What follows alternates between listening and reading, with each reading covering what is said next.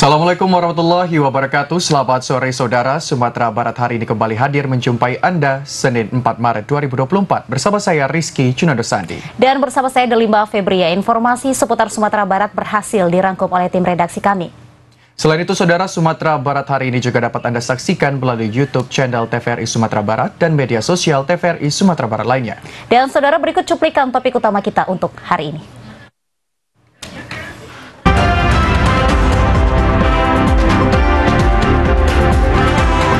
Harga beras tinggi, permintaan beras stabilisasi pasokan dan harga pangan atau SPHP meningkat. Sanggah dan bantahan mewarnai rekapitulasi tingkat provinsi.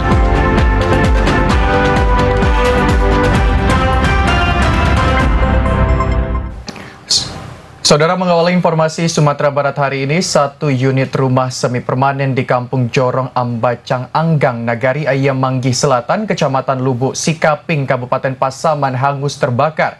Kebakaran diduga akibat korsleting listrik. Beruntung tidak ada korban jiwa dalam peristiwa tersebut. Kebakaran kembali terjadi di Kecamatan Lubuk Sikaping, Kabupaten Pasaman. Kali ini merupakan peristiwa keempat sepanjang tahun 2024 dan menghanguskan satu unit rumah warga yang berada di kawasan padat penduduk. Saat kejadian, rumah dalam keadaan kosong dan beruntung upaya pemadaman cepat dilakukan sehingga tidak menyambar ke rumah sebelah yang hanya berbatasan dinding. Sementara upaya pemadaman juga sempat terkendala akibat masih adanya arus listrik yang mengalir. Bahkan ada petugas yang tersengat listrik saat memadamkan api, namun cepat diatasi. Personil PLN pun juga langsung bergerak ke lokasi untuk memutuskan aliran listrik. Upaya pemadaman Damkar Kabupaten Pasaman menerjunkan 2 armada dengan jumlah personil 15 orang. Api baru dapat dipadamkan 1 jam kemudian dan kerugian ditaksir mencapai 200 juta rupiah. Dampak pada kebakaran pada malam hari ini ada satu unit rumah yang miliknya Harma ini yang berlokasi Jorong Ambacang Negarian Ayam Manggi Selatan, Kabupaten Sikaping. Ini dari kebakaran ini mungkin atas kerjasama dengan kerja cepat dari para anggota, alhamdulillah cuma terdampak satu dari kebakaran malam ini. Ini jam berapa tadi Pak kebakarannya Pak? Kebakarannya pas mulai ada laporan masuk ke pos sekitar jam 9 atau jam 21 WIB. Atas peristiwa tersebut tidak ada harta benda milik korban yang dapat diselamatkan. Semua hangus terbakar. Damkar Kabupaten Pasaman mengimbau agar ke depannya warga lebih berhati-hati saat meninggalkan rumah dalam keadaan kosong. Warga diminta memeriksa terlebih dahulu dapur ataupun aliran listrik yang berpotensi membahayakan. Dari Kabupaten Pasaman, Zulfikar, TVRI Sumatera Barat. Kita beralih ke informasi lainnya, saudara. Tim Tarantula Satuan Reserse Narkoba Polres Tanah Datar kembali menangkap satu terduga pelaku penyalahgunaan narkoba golongan 1 jenis sabu-sabu. Pelaku ditangkap di pinggir jalan di Kecamatan Padang Gantiang. Dengan tangan terborgol, RR 29 tahun warga Padang Gantiang ini hanya tertunduk lesu saat ditangkap tim Tarantula Satuan Reserse Narkoba Polres Tanah Datar. Terduga pelaku ditangkap saat berada di pinggir jalan di Kecamatan Padang Gantiang. Saat dilakukan penggeledahan, petugas menemukan 2 paket narkotika jenis sabu-sabu dari tangan terduga pelaku. Melalui Kasat Res Narkoba AKP Desneri mengatakan penangkapan terhadap RR ini setelah petugas melakukan penyelidikan mendalam terhadap sepak terjang pelaku dalam penyalahgunaan narkotika. Setelah dirasa lengkap, petugas langsung bergerak mencari keberadaan pelaku. Saat diamankan, pelaku tidak mengelak dan mengakui jika barang haram tersebut miliknya dan akan diedarkan sekitaran wilayah Padang Gantiang. Selain mengamankan narkotika jenis sabu-sabu, petugas juga menyita telepon genggam dan kendaraan yang digunakan oleh terduga pelaku. Terduga pelaku dan barang bukti langsung dibawa ke Polres Tanah Datar untuk dilakukan proses penyelidikan lebih lanjut. Dalam perbuatannya, pelaku melanggar Undang-Undang Nomor 35 Tahun 2009 tentang narkotika. Terduga pelaku terancam hukuman minimal 5 tahun dan maksimal 20 tahun penjara. Erika Yulidra Marta, TVRI Sumatera Barat. Saudara, Women Crisis Center Nurani Perempuan di Padang meminta masyarakat, terutama remaja dan perempuan, untuk mewaspadai segala bentuk kekerasan seksual, baik di dunia nyata maupun di dunia maya. Remaja dan perempuan diharapkan berhati-hati menerima bentuk pertemanan di media sosial, karena rentan menjadi korban berbasis kekerasan seksual gender online. Maraknya kasus kekerasan seksual yang terjadi semakin mengkhawatirkan. Hal ini karena anak dan perempuan menjadi korban dari aksi bejat para predator kekerasan seksual. Bahkan yang lebih parahnya lagi, akhir-akhir ini diketahui di Padang, kekerasan seksual dilakukan oleh ayah terhadap anak kandung. Padahal keluarga semestinya menjadi rumah tempat berlindung dan pengayom bagi setiap anggota keluarga yang terhimpun di dalamnya. Tidak hanya kekerasan di dunia nyata, kekerasan di dunia maya juga perlu diwaspadai. Women Crisis Center atau WCC Nurani Perempuan di Padang mencatat, di awal tahun 2024 ini sudah menerima 5 laporan kasus kekerasan berbasis gender online atau KBGO dengan berbagai macam modus. Pendamping korban WCC Nurani Perempuan di Padang, Feni Mardian, mengatakan, yang menjadi korban tidak hanya anak-anak remaja namun juga perempuan dewasa. Salah satu modusnya, korban dihipnotis pada saat menerima video call dari orang tidak dikenal, kemudian melakukan sesuatu sesuai instruksi pelaku sehingga merugikan korban. Untuk itu masyarakat terutama perempuan diminta berhati-hati dengan segala bentuk dan modus kekerasan seksual, baik di dunia nyata maupun maya, serta berani lapor agar segera ditindaklanjuti oleh pihak berwenang. Iya, kalau kami bilang tidak ada hari tanpa kasus, yang pasti karena memang kita konsen mendampingi perempuan korban, apapun hari ini kita tidak melihat ada yang kurang sebenarnya. Karena selalu dengan, jadi kalau kami lihat itu kasus datang masih dengan kondisi misalnya pelakunya ayah kandung, pelakunya ayah tiri, tapi modusnya juga berbeda, caranya pun juga soft. Lebih tidak terlihat kalau itu malah semacam kekerasan seksual gitu. Karena ada satu kasus saat ini sedang menjadi penanganan antara Nurani Perempuan dengan Polresta, itu keluarga sendiri, ibu kandung sendiri juga masih meragukan keterangan si korban. Padahal pelakunya adalah ayah tiri dari si anak. Gitu. Kita berharap para tokoh muda, perempuan dewasa hati-hati dalam menerima bentuk pertemanan apapun di media sosial, karena itu juga menjadi rentan untuk terjadinya kekerasan seksual lewat media sosial gitu. Women Crisis Center atau WCC Nurani Perempuan di Padang juga menyediakan tempat konsultasi dan mengadu bagi para korban kekerasan, sehingga mendapat pendampingan dari para pendamping termasuk psikolog. Bima Prasetya, Joni Sartika, TVRI Sumatera Barat. Di tengah tingginya harga beras, permintaan masyarakat terhadap beras SPHP Bulog juga meningkat. Hal ini diakui para pedagang tentang harga beras SPHP terbilang terjangkau dan kualitasnya pun bagus. Permintaan terhadap beras SPHP Bulog jauh meningkat di tengah tingginya harga beras lokal saat ini. Sejak 2 bulan terakhir, pedagang beras mampu menjual 2 ton beras SPHP dalam 1 bulan. Tingginya permintaan terhadap beras SPHP Bulog diakui pedagang karena harga yang terjangkau dan kualitas beras yang tidak kalah dengan beras lokal. Naik. Barang naiknya per kilo? 1.000 per kilo. Semua jenis beras? Iya, semua jenis beras. Daripada harga biasa, atau 100.000 naik. Tingginya harga beras, orang gimana Bang daya beli orang menaik, dikurangi nggak pembelian harga beras untuk berasnya atau bagaimana?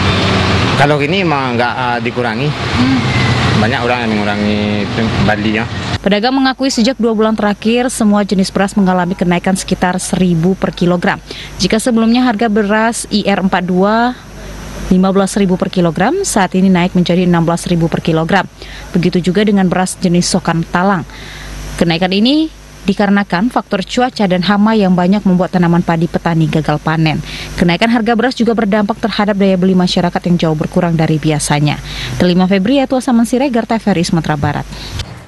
Sementara itu, saudara, untuk mengatasi kenaikan beberapa bahan kebutuhan pokok dan memberikan kemudahan bagi masyarakat menjelang Ramadan, Dinas Perdagangan Kota Padang akan menggelar pasar murah. Untuk Kecamatan Padang Selatan, sebanyak 200 paket sembako disediakan, serta voucher bagi masyarakat kurang mampu.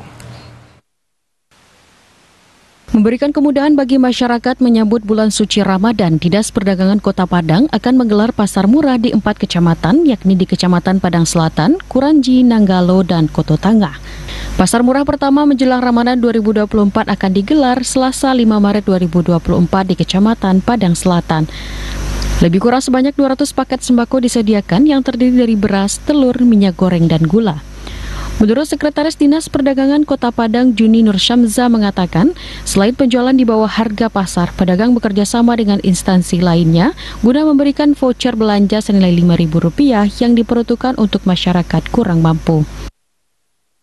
Untuk kami dari Dinas Perdagangan menyiapkan di 4 lokasi, di 4 kecamatan yang akan dimulai di Kecamatan Padang Selatan. Untuk tanggal 5 ya Pak ya, tanggal 5 Maret 2024. Di Padang Selatan besok apa saja Pak fokusnya? Kalau fokus tetap bahan pokok. Penekanan kemarin memang yang kita siapkan memang ada beberapa bahan pokok seperti beras, telur, minyak goreng dengan gula. Itu yang disiapkan. Kalau voucher berupa kupon pengurangan harga Rp5.000 ya Pak ya, Rp5.000. Untuk Kecamatan Padang Selatan, pasar murah digelar di kawasan Cendana Mata Air. Pasar murah digelar di kawasan padat penduduk untuk memudahkan masyarakat. Afrin Nurzakia, Nurul Kolbi, TVRI Sumatera Barat. Saudara, pedagang di sejumlah pasar tradisional di Kabupaten Pasaman mengeluhkan lonjakan harga sembako yang tidak menentu. Naik dan turunnya harga secara tiba-tiba ini mengakibatkan kerugian bagi para pedagang. Akibat tidak stabilnya harga sejumlah kebutuhan pokok di Kabupaten Pasaman membuat para pedagang terus mengalami kerugian. Bahkan tidak ada yang berani untuk mengambil stok dalam jumlah banyak. Menurut para pedagang, tidak stabilnya harga kebutuhan pokok sudah mulai berlangsung sejak pandemi COVID-19 dan saat ini semakin parah. Terlebih naik dan turunnya harga tidak dapat diprediksi. Salah seorang pedagang di Pasar Lama Lubuk Sekaping, Santi Boru Purba mengatakan, sejak harga sembako tidak stabil dia kerap mengalami kerugian. Bahkan tabungannya juga ikut terkuras untuk menutupi kerugian. Menurut Santi, dia juga pernah mengalami harga turun beberapa jam setelah membeli stok barang. Sehingga mau tidak mau dia harus menjual dagangannya dengan harga rendah. Harga yang nggak menentu, makanya kami ini orang pedagang pusing menentukan bagaimana caranya supaya kita dapat untung. Kalau kita stok banyak ya otomatis takutnya nanti kan turun.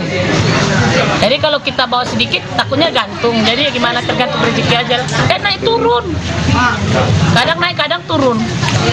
Kadang kalau naik lumayan lah kami pedagang bisa ibaratnya mengimbangi bawang yang sisa kan.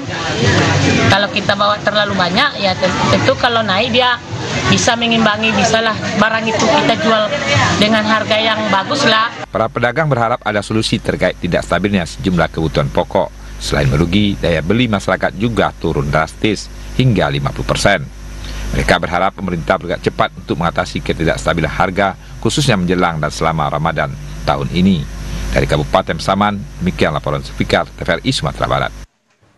Saudara, Balai Besar Pengawasan Obat dan Makanan atau BPOM di Padang menghimbau para pedagang untuk tidak menggunakan bahan makanan berbahaya seperti pewarna pakaian dan boraks. Pedagang diminta untuk mengecek kemasan, izin edar, label serta kadaluarsa terlebih dahulu dari bahan makanan yang digunakan sebelum ditambahkan ke dalam makanan yang akan dijual.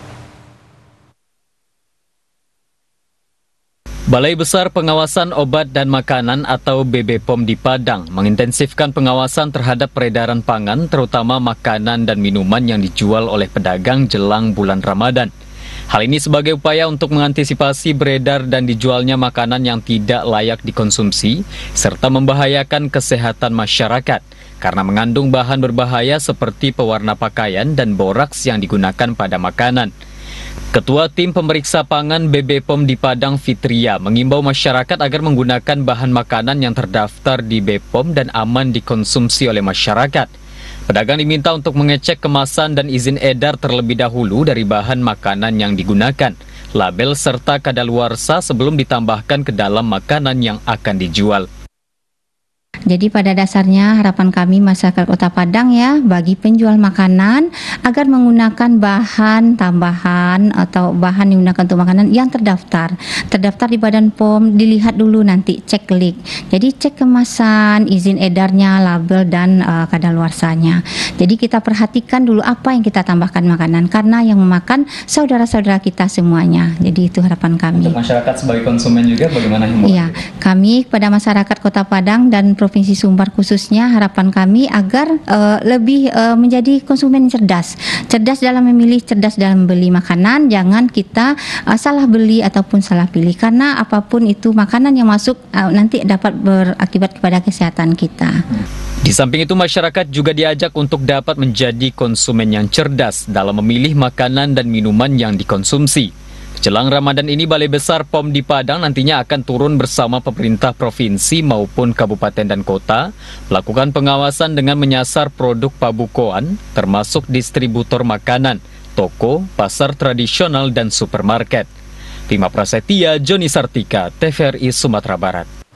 Dinas Perdagangan Kota Padang mulai mempersiapkan pasar pabukoan jelang Ramadan 1445 Hijriah. Untuk itu sebanyak 45 lapak disediakan bagi pedagang yang berlokasi di pelataran parkir lapangan Imam Bonjol Kota Padang. Menyambut Ramadan 1445 Hijriah, pemerintah Kota Padang melalui Dinas Perdagangan mulai mempersiapkan pasar pabukoan bagi masyarakat. Persiapan yang dilakukan mulai dari pengukuran batas lokasi berjualan hingga pendaftaran bagi pedagang. Dari 45 lapak yang disediakan, sudah terdapat 38 pedagang yang mendaftarkan diri untuk mengisi lapak yang disediakan Dinas Perdagangan. Kepala Dinas Perdagangan Kota Padang Suhendri Barkah mengatakan, lokasi pasar pabukoan masih sama dengan tahun sebelumnya di pelataran parkir lapangan Imam Bonjol Padang.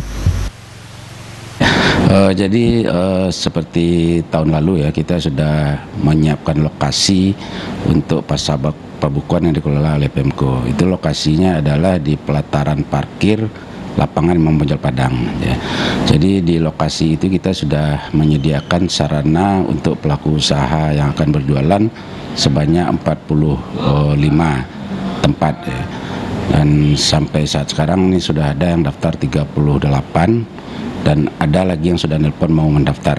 Pada hari pertama Ramadan, Disdak bersama BB POM tetap melakukan pemeriksaan makanan yang dijual. Hal ini guna memastikan keamanan setiap makanan yang diperjualbelikan serta memberikan kenyamanan bagi masyarakat dalam menjalankan ibadah puasa. Afrin Nurzakia, Nurul Kolbi, TVRI Sumatera Barat. Saudara, tetaplah bersama Sumatera Barat hari ini karena seusai jeda kami akan kembali dengan informasi menarik lainnya, diantaranya tentang kepatuhan pelaku usaha sampaikan LKPM masih rendah. Informasi selengkapnya sesaat lagi.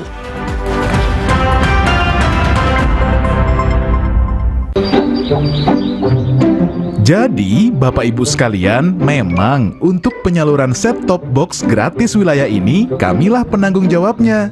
Benar, LPS lah yang berkomitmen menyediakan bantuan STB untuk rumah tangga miskin.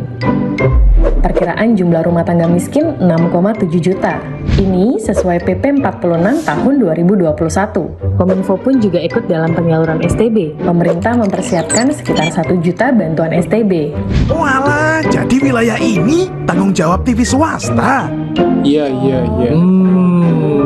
Nah, jika Bapak Ibu ingin memantau info penyaluran STB, bisa lihat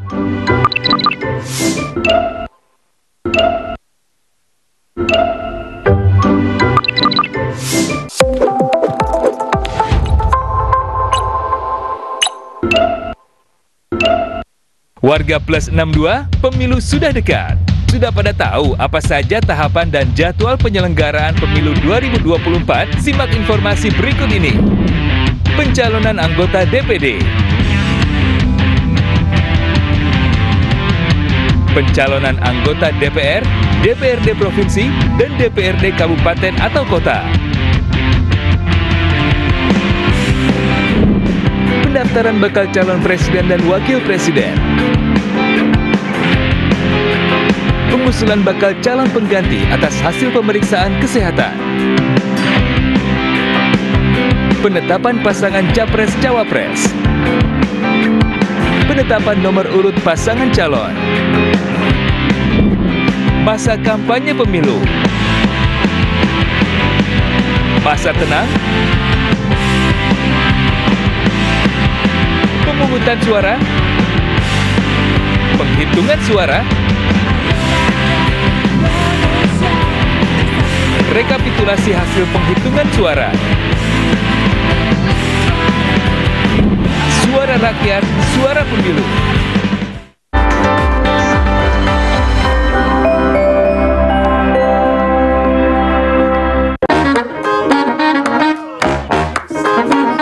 Halo, aku Modi, sobat digitalmu.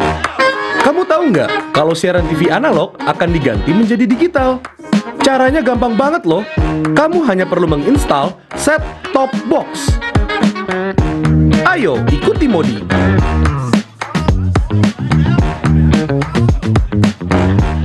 Siaran TV digital membuat gambar televisimu menjadi lebih bersih.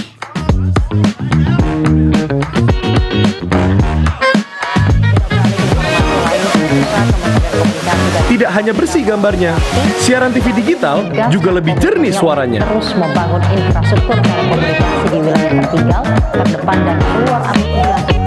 Selain membuat gambar lebih bersih dan suara lebih jernih, teknologi TV digital juga lebih canggih. Ayo kita kembali ke lab.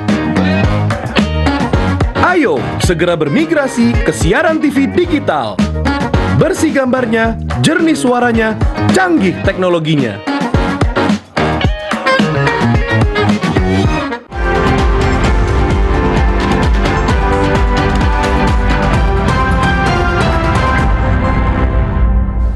Terima kasih masih bersama kami pemirsa. Kini kita ke informasi lainnya. Sanggahan dan bantahan dari saksi partai politik mewarnai jalannya proses rekapitulasi perolehan suara tingkat provinsi Sumatera Barat. KPU Sumatera Barat telah melaksanakan proses rekapitulasi perolehan suara tingkat provinsi sejak 3 Maret 2024. Selama proses rekapitulasi untuk pembacaan perolehan suara Kota Solo Lunto berlangsung, diwarnai berbagai sanggahan dan bantah dari saksi partai politik. Perdebatan tersebut cukup alot selama 2 hari proses rekapitulasi perolehan suara karena terdapat selisih 44 angka dari berita acara surat suara yang didistribusikan dengan yang diterima. Melihat perdebatan yang tidak kunjung usai selama 2 hari rekapitulasi, maka Bawaslu Sumatera Barat menolak untuk melanjutkan rekapitulasi sebelum ada kecocokan data, sehingga pembaca rekapitulasi tingkat Kota Solo Lunto harus diundur guna efisiensi waktu. Jadi memang ada perdebatan ya, sedang ada perdebatan tentang surat suara yang diterima dengan surat suara yang dicatat di dalam berita acara ya, sesuai berita acara surat suara yang didistribusikan dengan surat suara yang diterima itu berbeda, ada selisih. Nah itu dari tadi.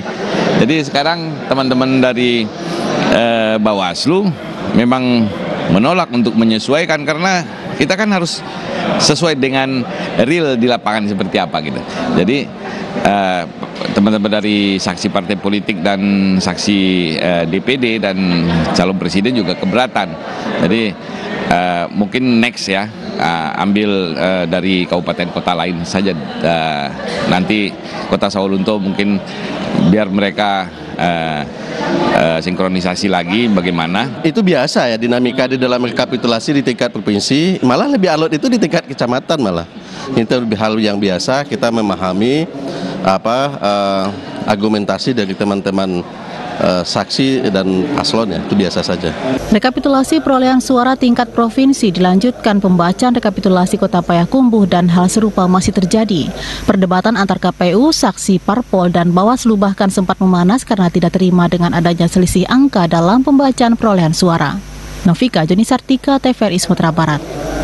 Saudara, kita beralih ke informasi dari Pasaman Barat. Rapat pleno rekapitulasi perolehan suara di KPU Pasaman Barat berjalan alot. Meski sempat diskor beberapa kali dan berlangsung hingga tengah malam, Komisioner KPU akhirnya melakukan penetapan. Berbagai dinamika dan keberatan saksi pun dimasukkan ke dalam catatan kejadian khusus. Rekapitulasi penghitungan perolehan suara di tingkat Kabupaten Pasaman Barat berlangsung hingga 4 hari. Komisi Pemilihan Umum baru bisa melakukan penetapan tadi malam setelah melalui berbagai macam dinamika dan persoalan. Awalnya rekapitulasi berjalan lancar di tanggal 29 Februari dan 1 Maret. Pembahasan rapat mulai alot setelah memasuki rekapitulasi dari PPK Kecamatan Pasaman, karena di PPK tersebut terdapat beberapa persoalan dan keberatan saksi. Bahkan hingga pleno kabupaten, sejumlah saksi dan penyelenggara terlibat adu argumen tentang tatib dan keberatan saksi yang meminta pencocokan data dengan adanya dugaan perbedaan perolehan suara, terutama caleg DPRD Provinsi Sumatera Barat Dapil 4. Ketua KPU Pasaman Barat Alfi Syahrin mengatakan, secara umum tahapan rekapitulasi aman, meski ada saksi yang merasa belum puas dan mencatatkan pada kejadian khusus. KPU berupaya menyelesaikan semua persoalan yang muncul sesuai dengan regulasi. KPU berterima kasih kepada semua pihak karena tahapan pemilu sudah berjalan maksimal dan berbagai persoalan secara berjenjang sudah diselesaikan dengan ditetapkannya hasil perolehan suara. Alhamdulillah untuk rapat pleno terbuka rekapitulasi perolehan suara tingkat kabupaten untuk periode itu di Pesan Barat kita mulai dari tanggal 29 dan sampai tanggal 3 Maret sesuai jadwal yang kita buat di KPU Pesan Barat. Alhamdulillah dari tanggal 9 kita memang selesai tanggal 3 Maret sebelum pukul 12 malam. Berarti untuk hal ini bergeser ke Padang teman, ke logistik gimana? Rencana ketika seluruh logistik ini sudah selesai tentu malam ini, pagi hari ini juga kita antar ke KPU Sumatera Barat. Pasca Pleno Kabupaten, KPU Pasaman Barat akan lanjut di Pleno tingkat provinsi. Selama kegiatan, puluhan personel Polres Pasaman Barat berjaga di lokasi memastikan tahapan aman. Dari Kabupaten Pasaman Barat, Andika Adisaputra, TVRI Sumatera Barat. Saudara, animo warga Kota Padang untuk melakukan perekaman EKTP masih sangat tinggi. Bahkan perekaman satu harinya bisa mencapai 300 keping. Setiap harinya layanan kependudukan di Sdukcapil terbilang tinggi. Layanan kependudukan bisa mencapai 1.000 layanan setiap harinya. Animo masyarakat untuk melakukan perekaman identitas kependudukan masih sangat tinggi. Bahkan perharinya layanan perekaman EKTP bisa mencapai 300 sampai 500 keping. Diakui Kepala Dinas Dukcapil, penerbitan EKTP masih terkendala personil dan alat. Saat ini belangko KTP yang tersedia 5.000-an lebih masih mencukupi untuk kebutuhan masyarakat Kota Padang. Meski demikian, Disdukcapil tetap mengintensifkan pelayanan dengan melakukan jemput bola ke sekolah untuk menyasar KTP pemula dan bekerja sama dengan rumah sakit bersalin untuk penerbitan KK, KTP, dan KIA. Ya, kalau KTP itu cukup tinggi ya Kota Padang itu, bahkan satu hari sampai 300 KTP yang kita terbitkan. Bahkan itu kurang sebenarnya. Ada lebih, karena kita kan juga dengan kemampuan alat kita, ditambah personil yang ada nggak mampu melebihi itu. Artinya kita pilih mana yang lebih prioritas ya. Kami yakin semua warga prioritas ya, tapi tentu karena keterbatasan kita terbatas personil ya dan alat, tentu mana yang diutamakan dulu. Disdukcapil menyediakan 21 layanan yang bisa diakses online maupun offline. Kepala Dukcapil berharap layanan yang disediakan baik online maupun offline bisa dimanfaatkan sepenuhnya oleh masyarakat Kota Padang. 5 Februari, Tuasaman Siregar, TVRI Sumatera Barat. Saudara, tingkat kepatuhan pelaku usaha di Kota Padang dalam menyampaikan laporan kegiatan penanaman modal atau LKPM masih terbilang rendah dengan angka 29%. Realisasi investasi penanaman modal asing di Kota Padang pada tahun 2023 sebesar 300% dari target 17 miliar rupiah. Sementara penanaman modal dalam negeri sebesar 80% dari target RPJMD 750 miliar rupiah. Realisasi investasi di Kota Padang ditunjang dari kontribusi kepatuhan pelaku usaha menyampaikan laporan kegiatan penanaman modal atau LKPM. Karena seluruh pelaku usaha, khususnya yang tercatat modal usahanya lebih dari 6 miliar rupiah, harus melaporkan kegiatan penanaman modalnya per triwulan setiap tahunnya. Kepala Dinas Penanaman Modal dan Pelayanan Terpadu Satu Pintu Kota Padang mengatakan tingkat kepatuhan pelaku usaha di Kota Padang dalam menyampaikan laporan kegiatan penanaman modal atau LKPM masih terbilang rendah. Berdasarkan data DPMPTSP Kota Padang, pada tahun lalu terdapat 280 pelaku usaha yang menanamkan modalnya, namun hanya sekitar 29% yang menyampaikan LKPM. Hal ini yang menyebabkan realisasi investasi dari target RPJMD di bawah 100%. Dari data yang kita monef ada tahun lalu itu ada sekitar 280 pelaku usaha, sesungguhnya baru di angka 29% tingkat kepatuhan. Ini memang jauh, masih jauh. Artinya tingkat kepatuhan ini sebetulnya yang kita kejar, sehingga berefek domino kepada pencapaian realisasi dari angka investasi di Pemko Padang. Di tahun 2024 ini, Dinas Penanaman Modal dan Pelayanan Terpadu Satu Pintu Kota Padang akan melancarkan strategi agar realisasi target investasi tercapai dengan baik. Salah satunya dengan menegakkan sanksi administrasi berupa teguran dan surat peringatan bagi pelaku usaha yang belum kunjung melaporkan kegiatan penanaman modalnya. Novika Joni Sartika, TVRI Sumatera Barat. Saudara, Dinas Perhubungan Kota Pariaman mengusulkan kepada pemerintah pusat dan pemerintah Kota Pariaman untuk menambah armada bus sekolah. Hal ini dikarenakan bus sekolah yang ada saat ini masih kurang dan belum maksimal memberikan pelayanan kepada peserta didik. Mengingat tingginya animo peserta didik dalam memanfaatkan bus sekolah gratis, membuat Dinas Perhubungan Kota Pariaman mengusulkan kepada pemerintah pusat dan pemerintah setempat untuk penambahan armada bus sekolah.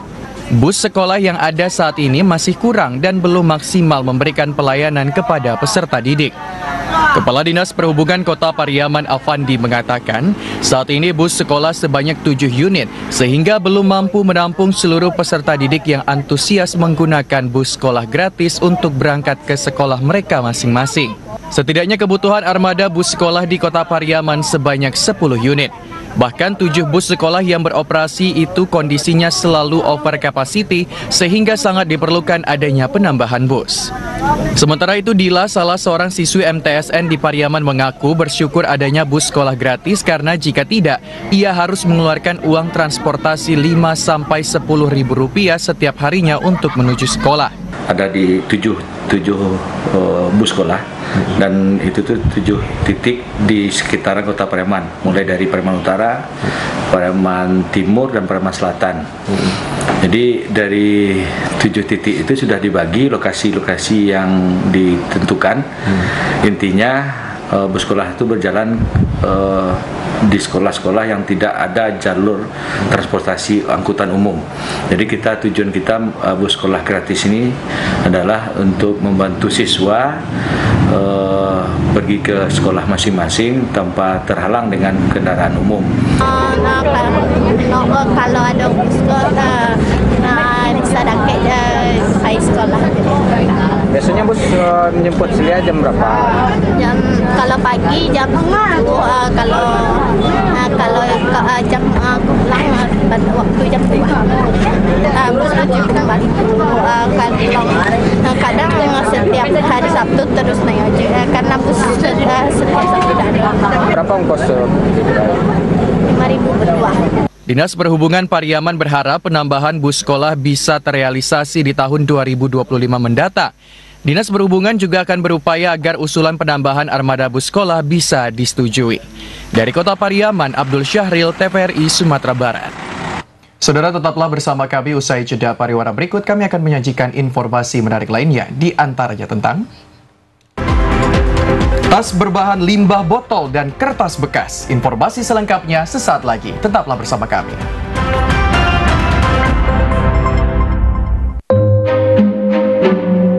Anak si Mida, cucu Teh Roy. Nampak kita sekali dah, Ambo. Cincin stinting dulu ya, dah. Aku sebenarnya santing kok. Ya, pada suka ambilan balik. Iyo, cok banget tuh. Pasunyo bulan pastan baru paling. Kini lah paling lo balik. Iyo unik. Ambo ikhtiar memberikan yang terbaik. Posyandu dekat sini di mana? Sajak dari. Makasih ya. Sehat yang kini mah. Dia banyak-banyak makan Yen. Apalagi kau sudah lama layan. Wih, gampang Yen. Bata diet bah diet. Insya Allah anak ambo aja asi eksklusif 6 bulan.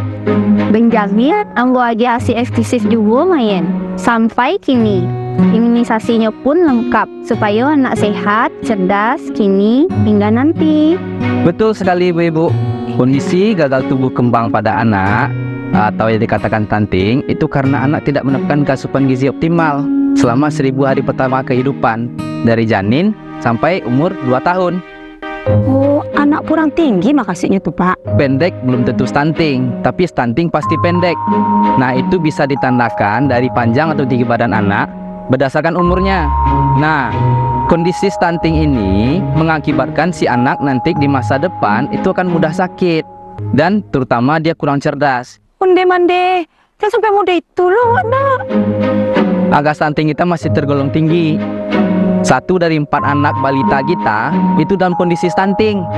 Nah, itu jadi perhatian kita bersama. Kita harus memberikan perhatian lebih, terutama kepada ibu hamil dan juga anak bawah 2 tahun. Mbak cara mencegah stunting tuh Pak? Pertama,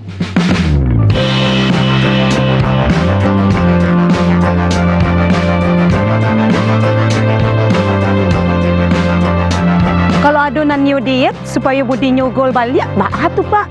Yo, ada pula tuh ibu yang ndak nyo magi anaknya asi, mbak tuh Pak. Nah, ibu menyusui itu nak Bu harus mendapatkan cukup gizi, cukup makanan, karena dia tuh harus memberikan anak juga makanan melalui ASI mereka. Jadi kalau kita dietnya yang salah, kasihan kita sama anak kita Ibu. Oh gitu. Ya, pencegahan dan penanganan stunting itu jadi tanggung jawab kita bersama untuk menghadirkan sumber daya manusia yang unggul menyongsong Indonesia Emas 2045. Yuk cegah stunting. Anak sehat, masa depan cemerlang.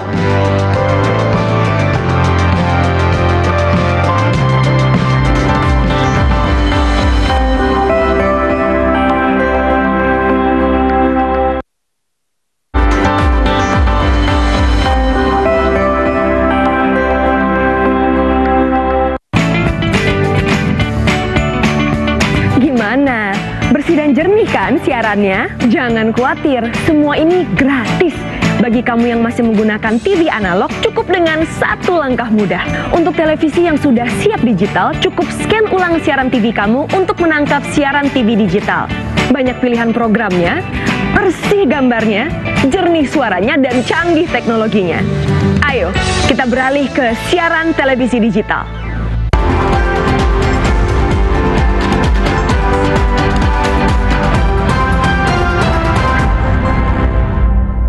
Terima kasih masih bersama kami pemirsa, kini kita ke informasi selanjutnya. Hari pertama operasi keselamatan Singgalang tahun 2024, puluhan kendaraan terjaring razia di wilayah hukum Polres Darmasraya. Pelanggaran didominasi oleh pelanggaran kasat mata.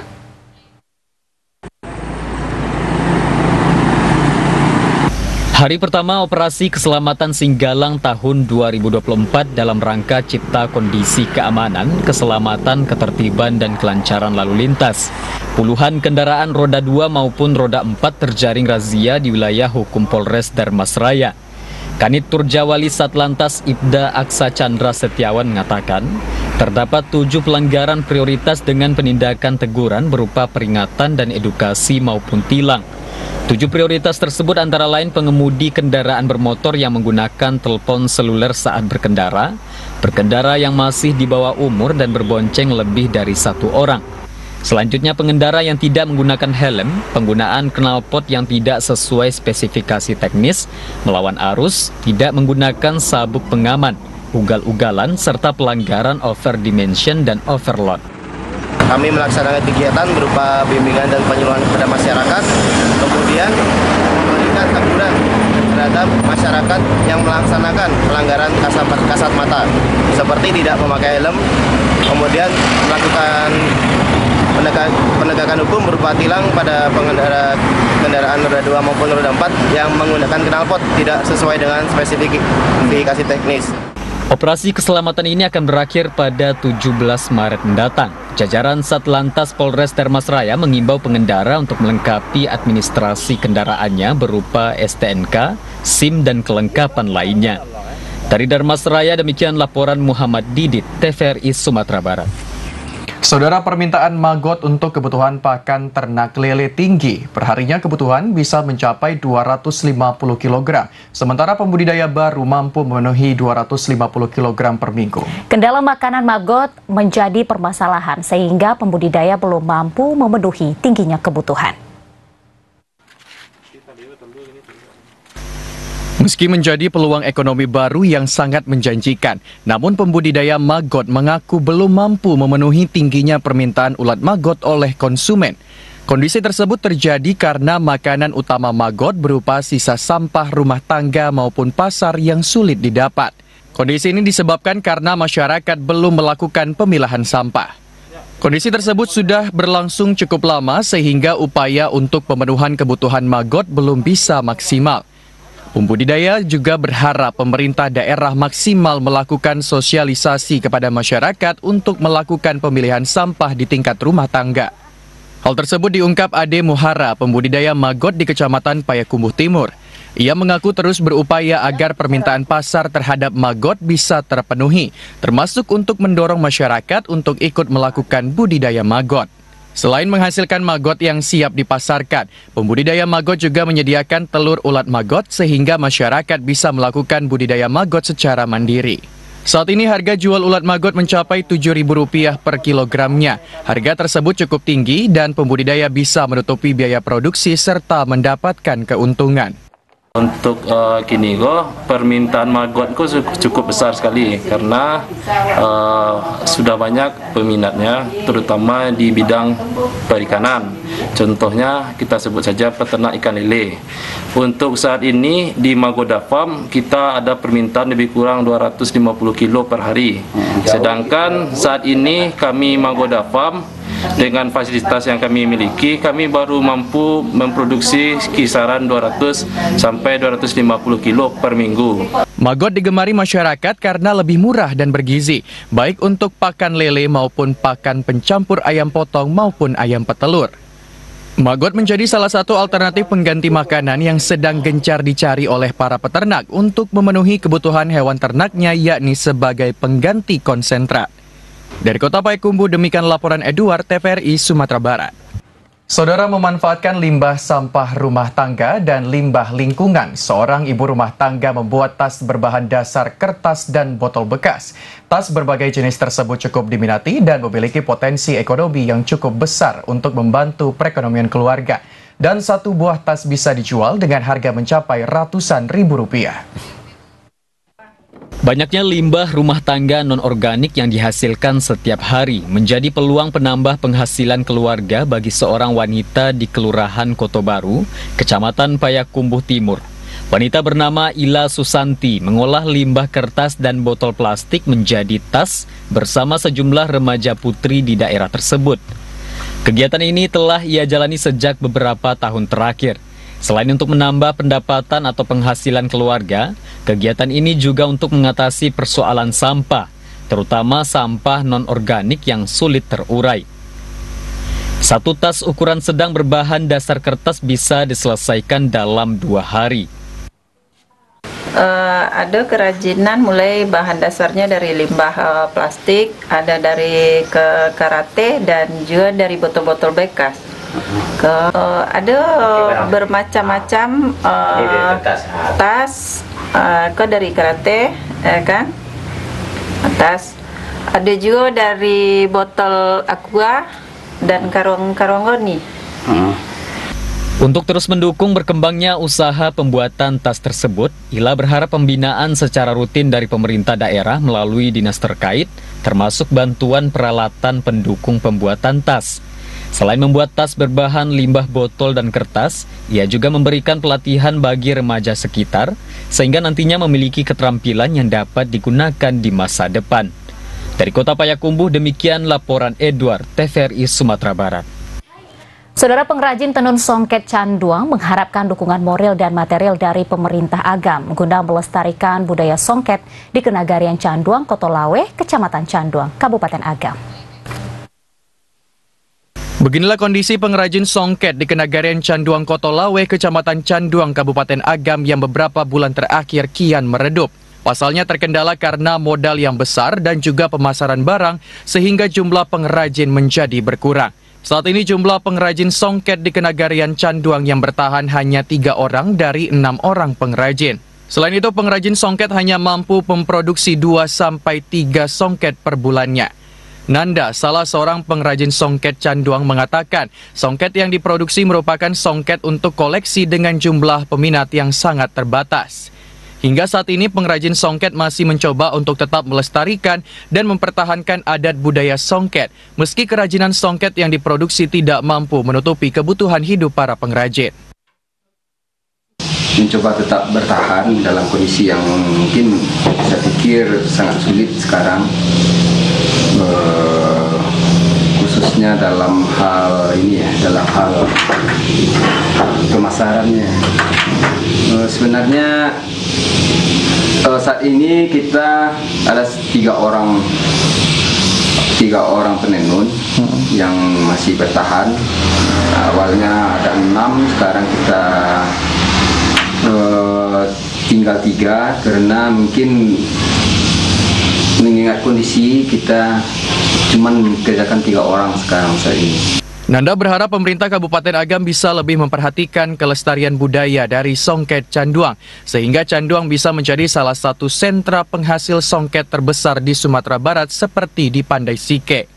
Dari Kabupaten Agam, Jeffrey Wahyudi, TVRI Sumatera Barat melaporkan. Saudara, berikut kita ikuti informasi lainnya di wilayah Sumatera yang telah kami rangkum dalam segmen Lintas Andalas.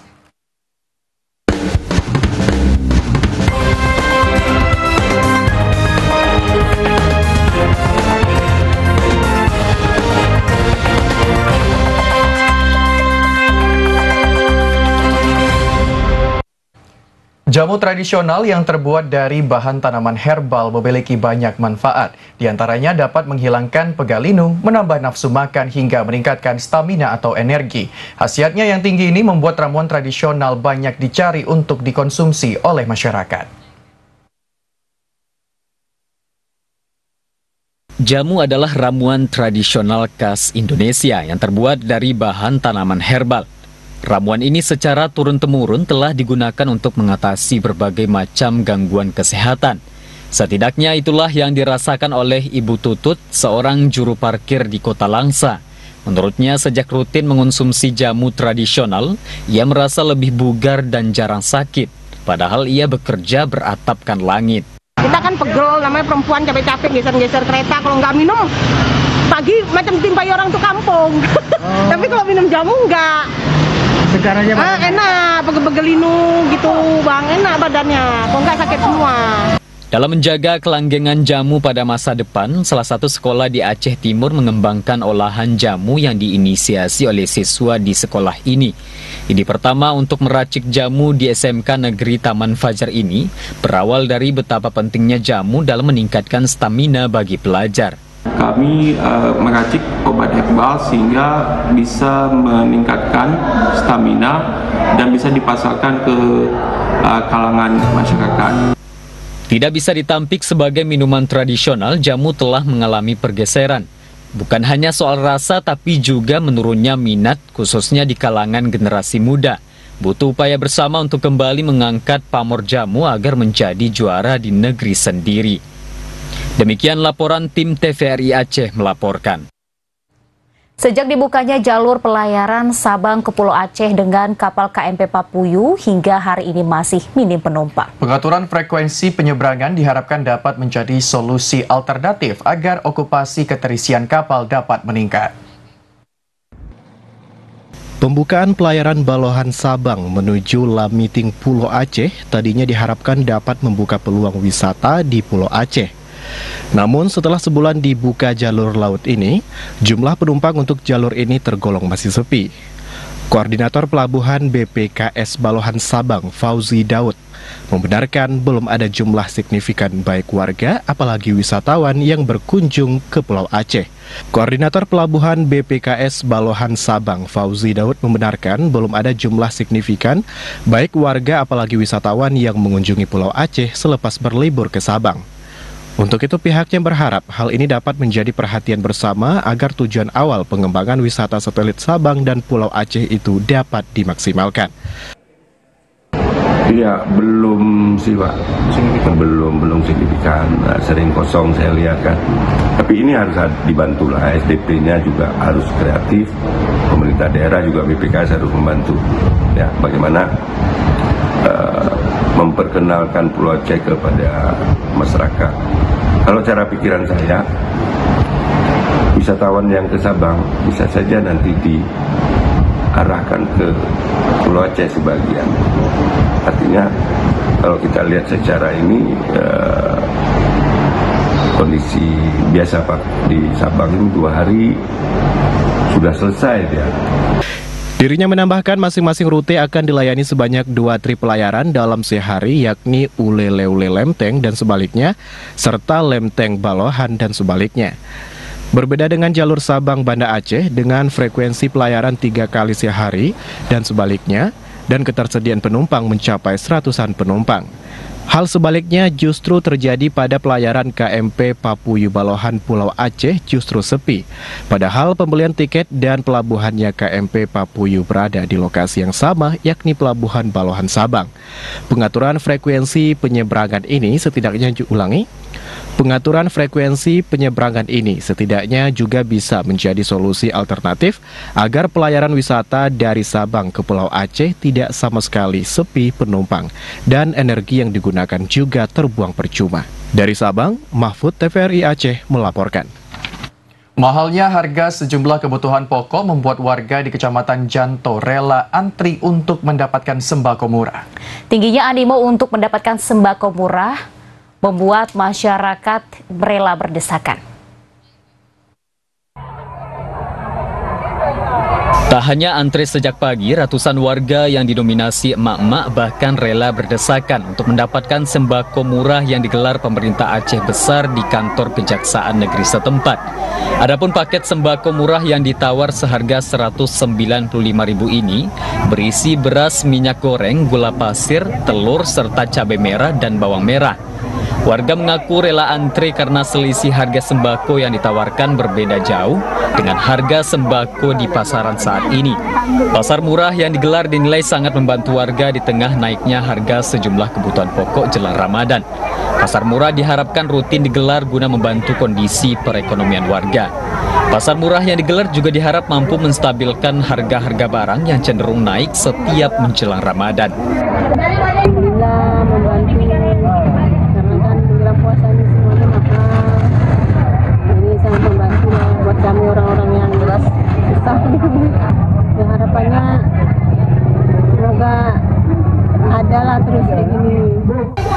Selain upaya menstabilkan harga, kegiatan yang digelar dinilai wujud kepedulian pemerintah setempat dalam menghadapi kenaikan harga sembako yang dikeluhkan warga. Sementara itu, tingginya animo masyarakat untuk mendapat sembako murah membuat ratusan paket yang disediakan ludes hanya dalam waktu singkat. Sebagian warga bahkan tidak kebagian meski telah ikut mengantri. Adapun harga pangan murah yang dijual di kota Janto ini meliputi beras premium 5 kg seharga Rp47.000, telur ayam 1 papan Rp42.000, minyak goreng 2 liter Rp30.000, dan gula pasir 2 kg Rp26.000. Berikutnya cabai merah setengah kilogram seharga Rp33.000 serta bawang merah setengah kilogram Rp14.000. Dari Aceh Besar, demikian laporan Arman Konadi, TVRI Aceh melaporkan. Saudara, perayaan Cengbeng 2024 di Belitung dilakukan secara meriah dan dikemas dalam Belitung Chinese International Festival. Kegiatan ini sengaja dilaksanakan untuk meningkatkan pertumbuhan ekonomi dan toleransi antar umat beragama di Belitung. Warga keturunan Tionghoa Kabupaten Belitung menggelar tradisi Cengbeng atau sembahyang kubur untuk menghormati para leluhur yang telah pergi mendahului. Perayaan Cengbeng yang berlangsung sejak tanggal 1 Maret hingga 5 April pada tahun ini berbeda dari tahun-tahun sebelumnya yang hanya dilaksanakan sembahyang oleh keturunan Tionghoa Kabupaten Belitung maupun keturunan Tionghoa yang ada di luar Belitung. Sedangkan pada tahun ini perayaan Cengbeng dilakukan melalui event berkelas internasional bertajuk Belitung Chinese International Festival yang mengusung Diversity of Harmony. Akan diadakan beberapa kegiatan antara lain bazar kuliner, fashion, kegiatan kebinekaan, serta kegiatan religi untuk meningkatkan toleransi antara kebudayaan Melayu dan Tionghoa. Penjabat Bupati Belitung Yuspian mengatakan bahwa kegiatan Festival Belitung Chinese International Festival bertujuan menggait kunjungan wisatawan ke Belitung. Diperkirakan akan hadir ribuan wisatawan ke Belitung baik dalam negeri maupun luar negeri. Oleh karena itu festival ini dimanfaatkan dengan baik sehingga dapat meningkatkan pertumbuhan ekonomi di Kabupaten Belitung. Tentunya kegiatan kan festival berupa bentuknya festival ya yang kita sebut dengan Belitung Chinese International Festival. Tentunya harapannya supaya angka kunjungan ke Pulau Belitung ini semakin tinggi. Nah, kami sudah menyampaikan tadi bahwa potensi kegiatan festival ini bisa mencapai di angka 14.000 kunjungan wisatawan ke Pulau Belitung, baik dari dalam negeri maupun dari luar negeri. Nah, tentunya ini potensi yang besar, perlu kita kelola dengan baik sehingga manfaat perputaran ekonomi di wilayah Pulau Belitung, khususnya di Kabupaten Belitung nanti akan optimal. Pelaksanaan Belitung Chinese International Festival tahun 2024 diharapkan dapat menunjukkan kepada dunia bahwa kehidupan sosial masyarakat di Belitung berlandaskan rasa toleransi dan kerukunannya tinggi. Dari Kabupaten Belitung, Juprianto, TVRI Bangka Belitung melaporkan.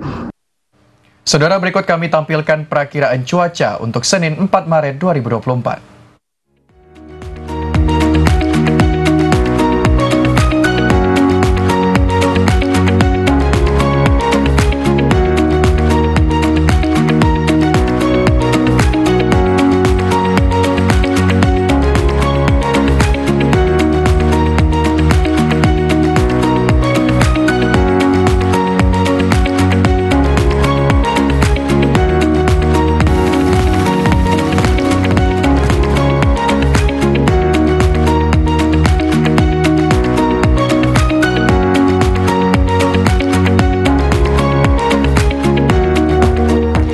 Ya, saudara, informasi tadi sekaligus menjadi penutup perjumpaan kita dalam Sumatera Barat hari ini. Saya Delima Febria. Dan saya Rizky Junando Sandi, mewakili kerabat kerja yang bertugas, pamit undur diri. Terima kasih atas kebersamaan Anda. Wassalamualaikum warahmatullahi wabarakatuh. Selamat sore dan sampai jumpa.